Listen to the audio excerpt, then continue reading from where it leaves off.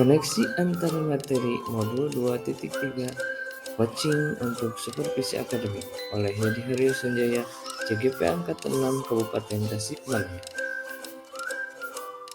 Paparan ini dibuat untuk memenuhi salah satu tugas LMS calon guru penggerak Angkatan 6 Kabupaten Tasikmalaya.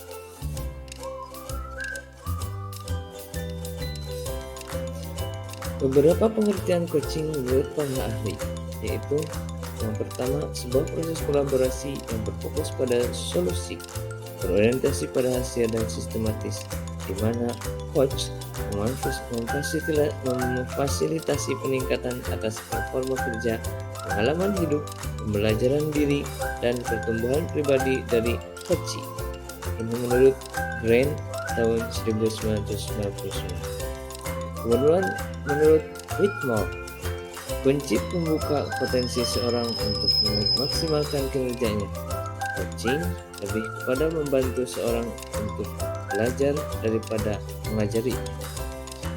Kemudian International Coach Federation atau ICF mengatakan bahwa coaching itu berbentuk kemitraan bersama klien atau coachee untuk memaksimalkan potensi pribadi dan profesional yang dimilikinya melalui proses yang menstimulasi dan mengeksplorasi pemikiran dan proses kreatif.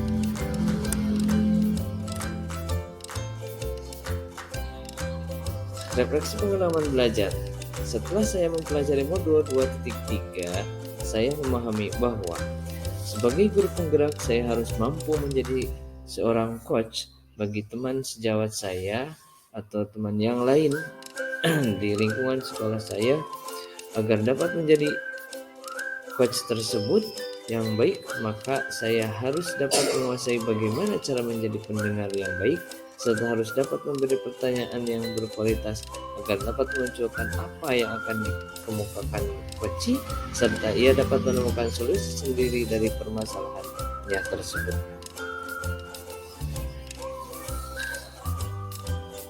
Selain daripada itu, untuk menjadi pendengar yang baik, pada modul ini juga saya mendapatkan pemahaman baru dengan mempelajari teknik mendengarkan dengan rasa, yakni receive, appreciate, ask, summarize.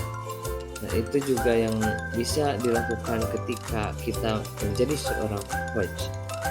Selain itu juga saya mempelajari teknik tirta dalam tahapan pelaksanaan coaching, yang mana teknik tirta ini yaitu diantaranya menggali tujuan, mengidentifikasi permasalahan, kemudian menanyakan rencana aksi dan bagaimana tanggung jawab daripada coachee tersebut. Teknik tirta ini sangat membantu untuk memberikan pertanyaan yang berbobot kepada coachee yang dapat menimbulkan solusi bagi permasalahan yang terjadi pada coachee tersebut. Selain itu juga teknik tirta ini dapat mendorong coachee untuk memaksimalkan potensi yang ada pada diri si coachee tersebut. Adapun teknik mendengarkan dengan rasa yaitu sebagai berikut. Receive yaitu memperhatikan pembicara, terima serius ucapan dan dengarkan kata kuncinya.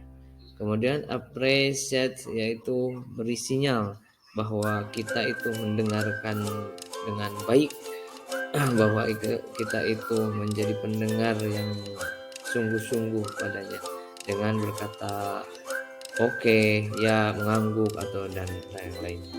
Kemudian ask, kita mengajukan pertanyaan untuk merespon daripada apa yang dikemukakan coachee. Yang terakhir yaitu summarize, yaitu merangkum apa yang kita dengar, merangkum apa yang dibicarakan si coachee tersebut.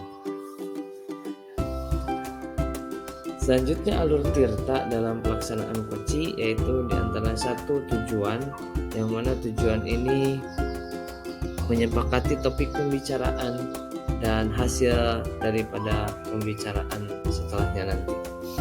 Kemudian identifikasi.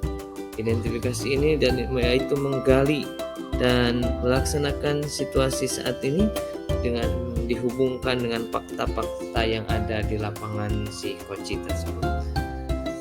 Kemudian selanjutnya yaitu R-nya itu rencana aksi, yang mana pada tahapan ini yaitu mengembangkan ide untuk alternatif rencana aksi solusi dari permasalahan si koci tersebut. Dan terakhir tahapan tanggung jawab. Tahapan tanggung jawab ini berkomitmen akan keberlangsungan selanjutnya daripada rencana aksi yang telah disepakati tersebut. Keterhubungan atau koneksi pembelajaran dengan pengalaman penerapan konsep atau praktik baik informasi yang didapat. Pengalaman saya di lapangan ketika membantu teman dan memecahkan permasalahan yang dihadapinya, saya selalu memberikan solusi untuk mereka yang mana solusi tersebut belum tentu sesuai dengan permasalahannya. Hal ini pengalaman saya sebelum saya mempelajari modul ini, yang mana ketika ada teman saya yang curhat atau minta bantuan, memang saya selalu membantu, tetapi mungkin tidak dengan caranya sendiri, tapi dengan cara saya, yang mana cara saya itu belum tentu bisa berhasil untuk mereka. Kemudian dalam penerapan model Tirta, setelah saya mempelajari modul ini dan saya menerapkan model Tirta pada pelaksanaan coaching tersebut, ternyata memang sangat membantu sekali dan sangat berpotensi sekali untuk memunculkan solusi tersendiri dari si coaching tersebut. Pembelajaran coaching ini memang sangat diperlukan ketika kita ingin menerapkan konsep praktik baik di sekolah, yang mana peran coaching ini yaitu dalam rangka membantu rekan kita atau teman sejawat kita yang mengalami permasalahan ketika mereka ingin memulai atau menerapkan konsep praktik baik di sekolah, ingin menerapkan pembelajaran diferensiasi, juga ingin menerapkan KSE atau kompetensi sosial emosional.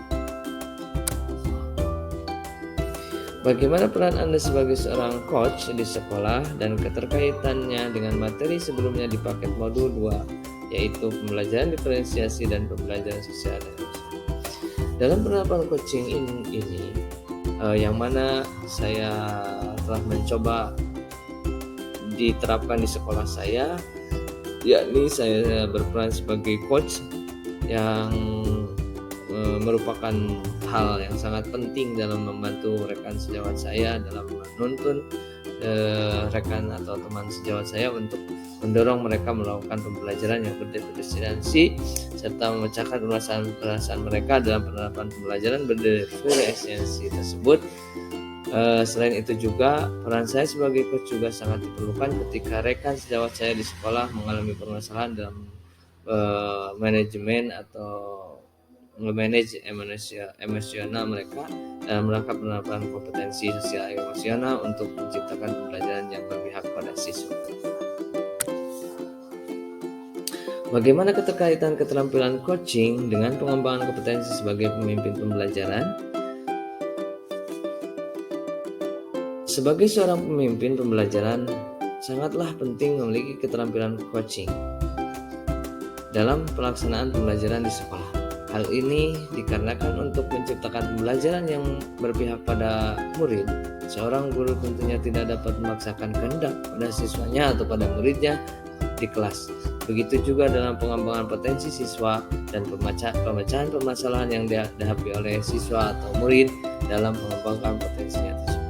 Dalam pelaksanaannya di kelas, maka seorang guru harus dapat menjadi seorang coach agar dapat menuntun siswa dalam pengembangan potensinya dengan sendirinya yang sesuai dengan karakteristiknya yang disesuaikan pula dengan kodrat alam dan kodrat zaman.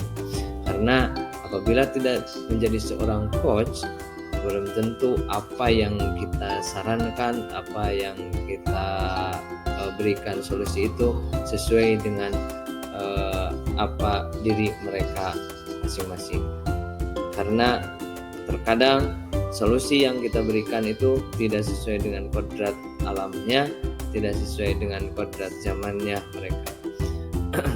Tetapi apabila kita menjadi seorang coach dan memiliki keterampilan coaching, maka permasalahan itu dapat diselesaikan dengan solusinya tersendiri, dengan solusi mereka sendiri yang disesuaikan dengan keadaan di lingkungannya dan keadaan yang terjadi dengannya pada waktu itu.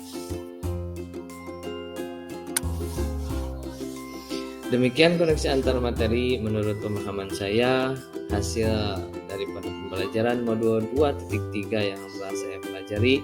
Semoga dapat bermanfaat bagi yang menontonnya. Terima kasih. Wassalamualaikum warahmatullahi wabarakatuh.